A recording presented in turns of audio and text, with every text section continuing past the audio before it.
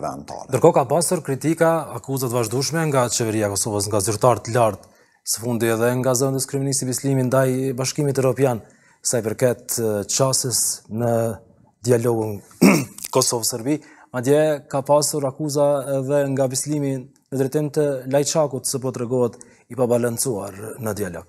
Po tesha në pozitën e zotit Bislimi si zëvendës kryeministër dhe udhëheqës i procesit negociatave. Nëse do të deklaroja diçka të tillë, nuk do të takoja zotin Lajçak asnjëherë. Të deklarosh kështu dhe pastaj tulesh në Prishtinë ose në Bruksel prap me zotin Lajçak, konsideroj që këtu diçka nuk është në rregull. Dhe është jo e pjekur, është pamaturi politike, thënë me zhargonin më të butë, terminologjisë politike, që çështje që diskutohen brenda.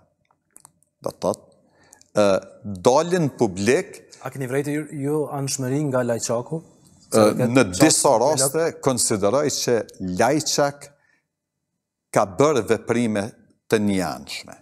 Por, ato vërejtjet të qeverisë i dërgohen zotit Borrell si punëdhënës i zotit Lajçak, me shkrim dhe kryeministri i vendit thjesht i stopon ato me strategjinë alternative, që po të vazhdohet edhe njerë me këtë qasje, ne marrim hapat e tjerë. Por dalësh dhe të deklarosh para medjave dhe në një farforme të hapesh tema që janë diskutuar brenda dhe që janë interne në procesin e dialogut, konsideroj që kanë qenë deklaratat të pamatura të zotit Bislimi. Ndje ka pasur një deklaratë kërcënuese ku ka kërcënuar BE-n me eskalim të situatës në veri të vendit. Tani një pyetje logjike.